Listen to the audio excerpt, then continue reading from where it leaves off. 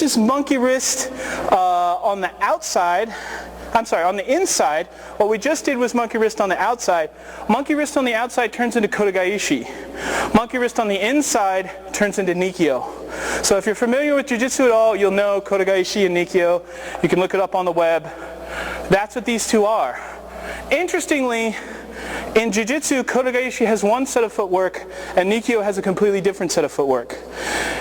In this style, in karate, the Basai movement and the monkey style movement of doing this has the same footwork on the inside of the outside, and inside and outside are two different techniques. You'll notice through the presentations, sometimes when you do it on the inside it's one technique, sometimes on the outside it's another technique. With leg lift it's basically the same technique on both sides, but with this one it's actually two different techniques. So he's going to come over here, he's going to punch, okay? Now, instead of being on the outside, I'm now on the inside. I'm going to do the same thing. I'm going to come here, and I'm going to twist just like the kata, and I'm going to leap. Now, a lot of you might be worried I'm leaping into this hand. I'm not, because what happens is when I turn, this turns his shoulder, and now his hand can't hit. When I do this rapidly, this is what happens. Right to there.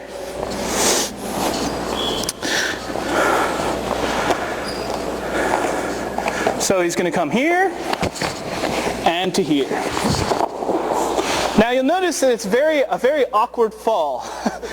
The reason is it's setting on the wrist so fast and there's so much weight and energy on it. Okay, so if I'm doing it slowly, this is what's happening. I'm twisting here, and this is actually going over this way. But instead of doing this in a jiu-jitsu manner where they would do something like this very slowly, and they would do a nikyo or an armbar, I'm doing it at hypersonic speed, and I'm jumping on it. So it looks like this. It's very devastating.